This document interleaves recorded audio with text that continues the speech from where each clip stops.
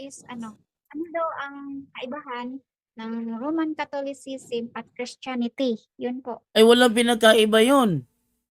Ang Christianity, yun ang Roman Catholicism. Babasahin natin ano. Ito sa isang ang babasahin ko to yung Merriam-Webster's Elementary Dictionary tayo. Okay, sa Merriam-Webster's Elementary Dictionary, ito yung sinasabi Teo sa ito pakita ko ito ha. Yan oh. Ano sabi dito? Yan oh. Page copyright 1994, page 79. Sabi ganito, Catholic, a member of a Christian church tracing its history back to the apostles. A member of the Roman Catholic Church. Ano pinagkaiba ng Roman Catholic sa Christianity? Iyan ang tunay na Christianity. Katunayan, meron pa tayo isa dito yung sa kay Gregorio Zaide na ano naman na sinabi ni Gregorio Zaide, eto, Philippine history tayo. Tingnan mo ha, wala pang mga protestante ng panahong ito. Anong sabi dito sa libro ni Gregorio Zaide na The Philippines, a Unique Nation? Anong sabi nila dito? The greatest legacy of Spain to the Filipino people is Christianity.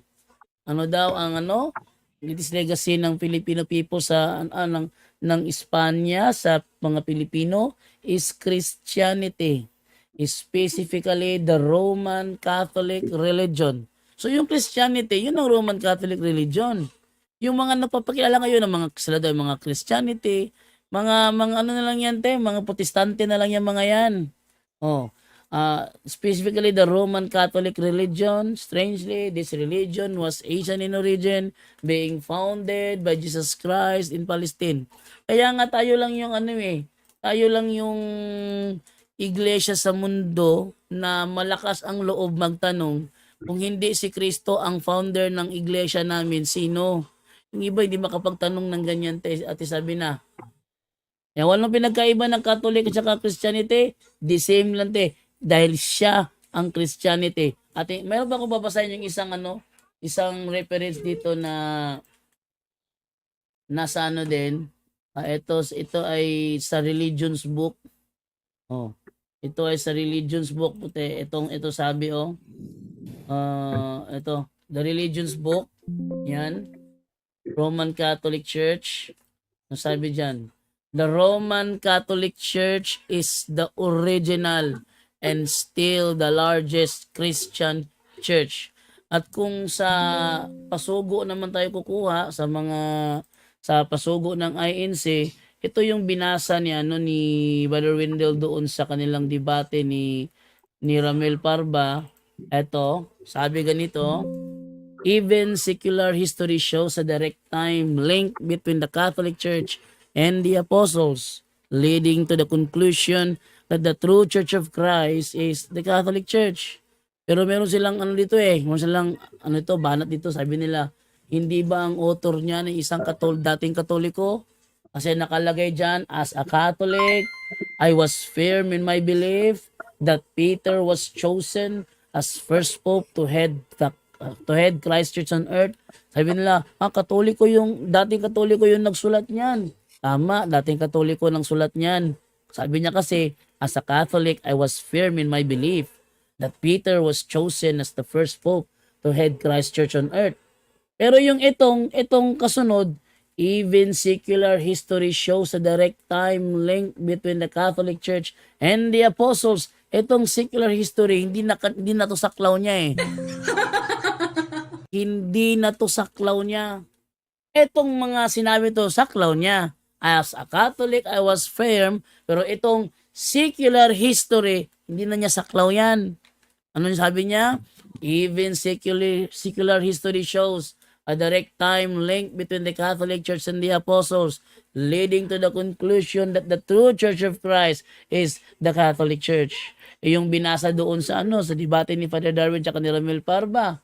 The Church of Christ has thoroughly become the Catholic Church, although writers and historians continue to treat both as synonymous. Ngayon, yung mga nagki-claim na sila iglesia ni Kristo, pero hindi sila yung naging Katoliko, hindi yan ang tunay na iglesia ni Kristo.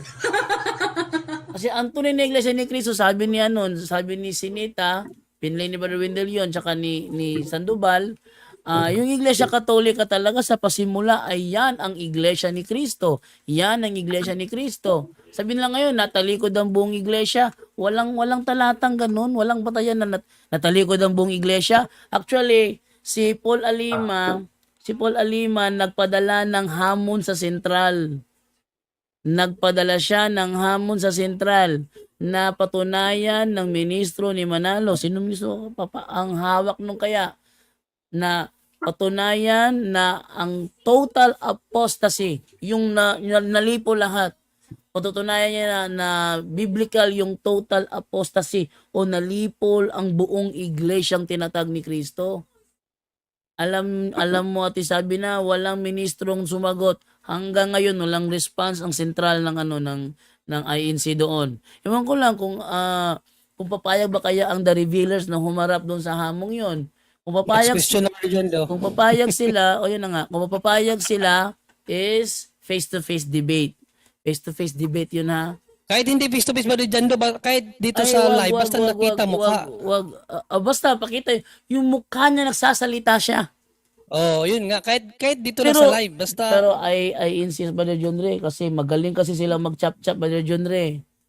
Much Hindi kasi better. mga honest man daw yan sila. Mga honest man daw yan sila. Huwag kang umasa mga honest. Huwag kang umasa mga honest sila pa.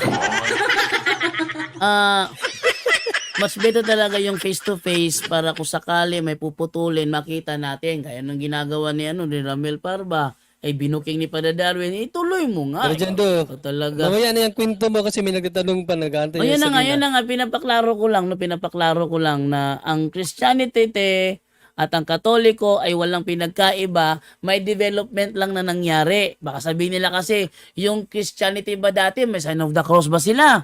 Ang Katoliko may sign of the cross eh. Baka, kung may sign of the cross ang Katoliko, para mo si Ramel Parba, yung iglesia nyo ba, may pangalan o wala? May pangalan. Yung tatag ni Kristo, may pangalan o wala? Wala. Eh di hindi kayo iglesia ni Kristo. Di ba sabi ni Ramel Parba yung sa debate nila ni Brother Darwin? Mali yun. May development ng iglesia eh. Binigyan ng pangalan. Kaya nga, kailang binasa eh, Saint Ignatius invented the name. Tinanong ni Brother Darwin, ayon sa binasa mo, sino ang founder? Sabi dito, Saint Ignatius invented the name. Nauna niyang binasa, the church founded by Christ is here for the first time, called the Catholic Church. Tapos tinanong siya, sinong founder? Saint Ignatius invented the name. Hindi daw siya magsasalita. Tinawag niyo ko eh. Kanina, hindi ako pwede magsalita, sabi niya. At Ngayon, least, nasa ngayon, panghuli hindi na na ako. makontrol.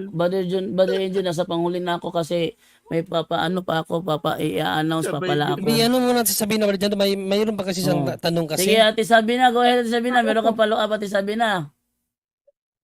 Oo. Biglang nagka-boses. Bakit yung pinsan ko na ibang sikta, bakit pag sila, nagsusulat sila sa mga papilis, yung mga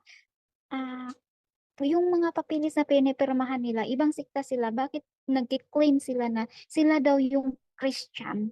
Bakit Christian yung nila, sinusulat? Ibang sikta naman Self-proclaim. sila. Claim, bakit nagki-claim sila na Christian sila? Ganito yan, Yung te. mga papilis na mahalagang papilis, pero ang tanong ko, sino ba yung root or sino yung unang sabi na sila ay Christian?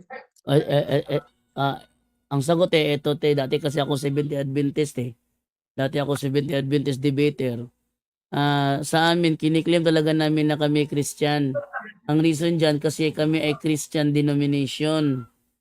Yung pagkalagay niya na Christian doon kasi sila ay Christian denomination.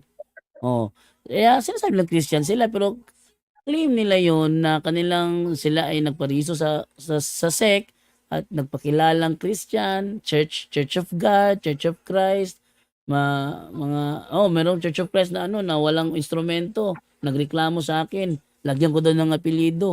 Apelyido, lagyan mo ng Manalo, hindi kami kay Manalo sabi nung member ng Church of Christ na yun. Ganun ba? Akala, ano ba yung pinagkaiba nyo? Naniniwala kami kay Kristo na Diyos. Sige, lagyan ko na ng apelido mula ngayon para hindi kayo ma-offend. Sabi ko doon sa Kaya, nilalagay nila ng Christian kasi yun ang kanilang claim nung sila nagparehistro sa sect. Christian sila. At di naman napagkakaila na sila ay bahagi ng Christian denomination. Protestant Christian denomination, te. Next question, te. Pangatlo. Ako na po. Okay, thank you. Go ahead, te. Okay na po, thank you. At saka ipapaalala ko na Dagdagan ko lang siguro Brother Jando yung sagot mo Brother Jando. Well, matatawag naman talaga sila na Christian sister kasi yung denomination sila. No, kung tingnan kasi natin ang definition ng Christian, the one who follow Christ. Pero may tinatawag na true Christian. Iba yung Christian sa true Christian. Yung true Christian, tayo yung mga Katoliko. At even ang church, kinilala man din sila ng church, tawag nga sila ng simbahan sa kanila, separated. separated brethren. Separated brethren. So, Kristiyano din sila. Mga separated lang. Sa atin naman sila nanggaling. Iba po ang denomination sa denominator. No? Kaya nga, pag sinabi Christian denomination, hindi kasali ang Katoliko dyan. Mga Protestante yan. Sila yung denomination. Sino ang denominator? Ang Katoliko. Kasi nanggaling sila sa atin. So, yan ang dyan. Yan ang tama explanation dyan, sister. At even si Christ, sabi ni Panginoong Jesucristo, may mga tupa siya na wala sa kanyang kawan. So, yung mga tupa na wala sa kanyang kawan, mga Kristiyano yun. Pero mayroong tinatawag na fake Christian. Tulad nitong mga revealers, mga Kristiyanong peke.